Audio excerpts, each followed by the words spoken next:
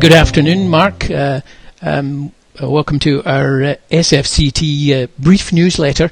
Would you mind sharing with us from the recent SFCT research conference a couple of standout highlights for you? Thanks for inviting me on. The conference, as people may know, was in September the 19th and 20th, 2013, at the University of Hertfordshire. It's the first academically focused research conference about SF that there's ever been, as far as I know. Great. Very exciting. We had it with Hertfordshire because they have both very good philosophers who are interested in the Wittgensteinian and post-Wittgensteinian stuff, and also they were the first university in the UK to run an SF therapy module back in 1995, which they still run. So they've kind of got the track record in both areas. We had 72 people come, 23 papers were presented, 6 posters were presented, excellent turnout. Very, very good mix of people. Many from the therapy world, some from sort of social work and child protection, some from kind of non-profits working with kids, some speech therapists, some philosophers, rethinking mental health and looking at enactive perspectives. A very, very rich mixture. And also some practitioners. The Nursing and Social Work Department at Hertfordshire brought some of their students along to give a sort of practitioner's perspective on learning SF and how it had been for them and how things were turning out in their social work area in Romford. And I was interested in that notion of the bridge between therapy and organisation through the nursing practitioners, because they're using it in their work in the organisation, and I'm sure they're starting to find other applications for it. Oh, absolutely. Yes, very much so, and that's something that came across was very, very open-mindedness from everybody who was there about, you know, the area application in a way doesn't really matter as much as the overall idea, which I was very, very excited about. I think that's exactly where we can and need to be now. What you see going forward? So, going forward, a number of things. First of all, we have all the material that was presented at the conference. We audio recorded the sessions, and we have permission to produce a good number of them as podcasts. So that's coming soon. So everyone who wasn't able to make it will be able to catch up on many of the talks that were given. That's a very exciting new development in itself, and it'll give SFCT much wider reach, I hope. Secondly, of course, we're inviting people to write stuff up for interaction, and I encourage anyone, all the presenters, to do that.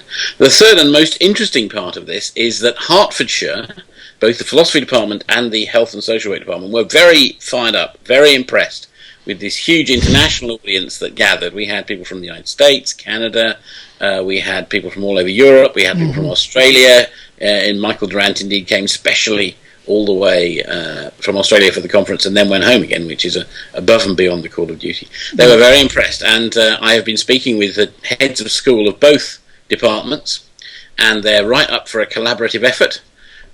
We even have a name for it, Hessian, with one S, the Hertfordshire Enactive Solution-focused Interactional and Narrative project. We hope to be starting something quite soon, which will begin as a website for the conference materials, and then a program of research, philosophical research through the philosophy department, connecting with practical stuff through the nursing department, and interplay between them. They've never seen anything like it, and they're absolutely excited to have something like this to get involved with. And SFCT is also, of course, supporting and involved with this whole initiative. So I think it's a really exciting moment, and we've got genuinely new stuff beginning to happen. If it was a couple of years from now, what would be one thing that would be really exciting that's come out of this for you? Well, I think the Hessian project, as we're starting to talk about it already, that I can see that becoming, if you like, one hub for bringing together interesting work and research, both theoretical and practical, into what really is solution focus about. Many people out there, maybe who aren't involved with the SF community at the moment in the broad sense, who would be very much pleased to see SF being taken more seriously on an academic basis, as well as on the practitioner level that it is at the moment, because many practitioners, organisational or particularly nursing and social work, operate to some extent under the radar. Sometimes their boss doesn't quite agree with SF. Sometimes their team doesn't quite support the whole thing. Yeah. So an academic centre that was very sympathetic to those ideas, I think, would offer a whole set of ammunition, the wrong word, but stuff that people could use and show and get credibility for their work. It's very interesting.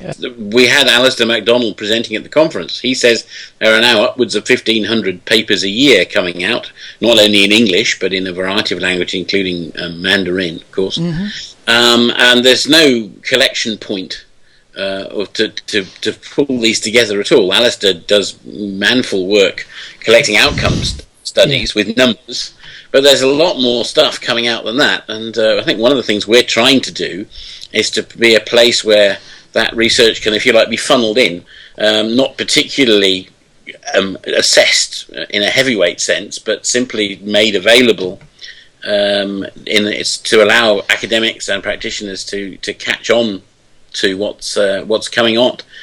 It's not, we don't need to do much more research. I think we just need to get better at looking at it, better at using it, better at sharing it. Yeah. And I think that's one of the things that this project can do, as well as start to put some new research in place in the medium term. Thank you, Mark. Thank you, Alan. Cheers. Thanks. Bye-bye.